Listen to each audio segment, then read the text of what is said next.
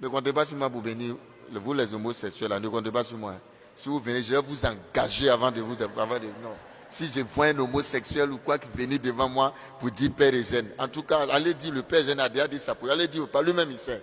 Bientôt on va faire des réseaux, nous tous on va parler dessus. Il faut qu'il quitte ce pape-là. Il n'a pas sa place. Il faut dire les choses. Ça ne va pas, il est malade. Tu ne peux pas demander d'aller bénir le péché. Pourquoi? Moi, je suis beaucoup d'homosexuels, des gens, je suis. Mais ils n'ont jamais dit qu'ils sont contents. Ils cherchent à sortir. Et moi, je peux vous en dire, j'ai au moins 6-7 personnes homosexuelles que je suis. Mais je ne vous dirai pas. Mais ces personnes-là veulent sortir. Ils ont des problèmes, on est en train de les aider. Mais ils ne vont jamais venir s'arrêter devant moi pour dire, mon père, je sais bien. Et puis je leur dis, c'est un péché grave. Il faut faire l'effort. Maintenant, on commence à justifier. Non, c'est hormonal. Non, c'est un problème psycho-affectif. C'est Freud qui a dit. Freud même lui-même, il était déréglé. Ça ne va pas, mes frères. Alors, j'en parle parce qu'on ne parlait pas avant. Mais maintenant, c'est officiel. Et moi, on me demande, moi, Père Eugène, si un homosexuel vient de le bénir. Alors, je vais dire non. C'est pour cela que j'en parle aujourd'hui. Donc, voilà. Faites la distinction entre ce que Jésus-Christ dit et puis ce qu'un être humain peut dire. Mais quand il va avoir un autre pape très bientôt, je pense qu'il va venir prendre un décret pour annuler tous ces imbécilités-là. Hein, faut dire. Alors je dis pour que vous sachiez, voilà. Mais écoutons Jésus-Christ. C'est pour ça qu'on dit qu'il vaut mieux obéir à Dieu qu'au... À un moment, c'est quand Jésus a dit là, les pieds là, ils ont raison. Bon, moi, personnellement, je ne vais pas bénir. Bon, je ne sais pas si je suis dans l'obéissance. Je ne suis pas seul. Il y a des cardinaux, même plus, de voir plus les Ladaria, là, les plus grands théologiens. Et tous ceux qui étaient la doctrine de la foi, qui pouvaient dire non, il les a tous enlevés, il a mis ses gars. Un Fernandez qui est là. C'est ça aussi. Ce qu'on critique dans les politiciens, on fait ça dans l'église. Si Ladaria était là, Ladaria ne va jamais accepter. Il a écrit. Hier, il a fait sortir un article aussitôt pour dire que le pape et l'église n'ont pas autorité de bénir le péché. Il y a les pouvoirs que Dieu donne, mais ce n'est pas tous les pouvoirs. Il faut que faire attention. Bénir le péché, Dieu n'a jamais donné autorité à l'église d'aller bénir le péché. Bon, je le dis pour que vous sachiez, ce n'est pas une position du Père Eugène, hein, ce n'est pas lié à ma personne. C'est ce qu'on m'a demandé de faire que je dis je ne peux pas. Maintenant, si on veut que je quitte le sacerdoce, venez prendre votre truc là, moi j'ai parti. Je vais vivre ma foi, mais sans ça. Mais comme c'est une question, ça va chauffer. Ça a déjà commencé à chauffer. Voilà. Parce que déjà lui-même là, s'il ne fait pas attention, bon, c'est pourquoi il faut mettre un Africain comme pape, parce que nous en Afrique, tu n'as pas fait coup d'État, c'est pas vrai. Si c'était un Africain il y a longtemps, on a fait un coup d'État. Parce que le pape, c'est un chef d'État quand même, n'est-ce pas? Ce sont les comédiens là qui disaient ça pour rire. Que c'est pourquoi on ne peut pas avoir un pape africain. Parce que nous, tout de suite, on fait un coup d'État, hein, c'est un chef d'État. Non, ça ne va pas arriver, c'est pour rire. Mais c'est grave. Très grave. C'est pour ne pas que vous soyez scandalisés de la foi. Voilà. Ce n'est pas parce que lui, il a dit. C'est ce que Jésus a dit. Écoutez ma parole. Le pape n'est pas Dieu, il n'est pas la parole. La parole, c'est Jésus-Christ.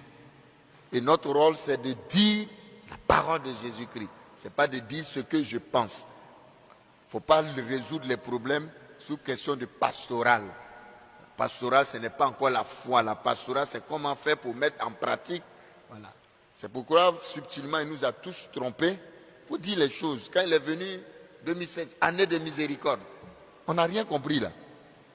Nous tous, on était emballés, on dit, oh, mais c'est un bon pas, oh, miséricorde, c'était pour venir dire que il ne faut pas juger, il ne faut pas condamner, il faut bénir le péché. C'était pour arriver ça. Donc c'est nu, sans effet. Donc du coup, il y a une contradiction, voilà, c'est une confusion. Il dit non, que le pape dit non, moi je n'ai pas dit qu'il faut célébrer le mariage homosexuel, non. Même faire la bénédiction rituelle, liturgique, non. Mais si, pastoralement, si dehors ils viennent te voir, il ne faut pas les rejeter, il faut les bénir. Mais quand tu bénis là, ça veut dire que tu es d'accord? Ou bien, on dit non, on bénit vois-tu, et puis il y a des prêtres de Côte d'Ivoire que j'étais les noms, qui sont en train de dire, oui, mais on bénit les voitures, on n'a qu'à les prendre, n'importe quoi. Il y a des prêtres aussi qui ont réagi pour dire, toi, fais attention, toi-même, tu es diacre. Vous voyez qu'on dit que c'est Pilate. Il y a des Pilates. On dit que c'est Pilate qui a lavé la main. Et puis surtout, on parle de Judas qui a trahi Jésus. Mais les Judas, là, c'est nous dans l'église. C'est nous. Il faut que vous voyez ça. Même s'il faut en attendant. Mettez, ça on va venir après. Vous avez vu le monde qui est derrière. Mettez cette image. Cette vidéo. Regardez le pape ce qu'il déclare. Cet homme-là dit que Dieu s'est trompé. Cet homme-là dit que homosexualité, allez-y, allez-y. Regardez le pape. Il y a toujours eu des homosexuels et des personnes avec des tendances homosexuelles et c'est encore plus au sein de mon église. Les Africains doivent comprendre que les temps changent et les mentalités aussi. Nous ne pouvons pas continuer à vivre avec ces préceptes du Moyen-Âge. C'est nous qui leur avons apporté cette Bible. Elle est avant tout une tradition européenne et l'homosexualité en fit partie. Je ne comprends pas tous ces vagues de protestation des chrétiens sur le continent africain. Les homosexuels sont aussi des enfants de Dieu.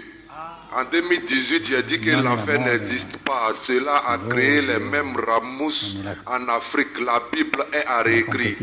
Tout n'est pas à prendre au sérieux dans la Bible. C'est un livre comme tout autre livre écrit par des hommes d'une certaine époque différente de la nôtre.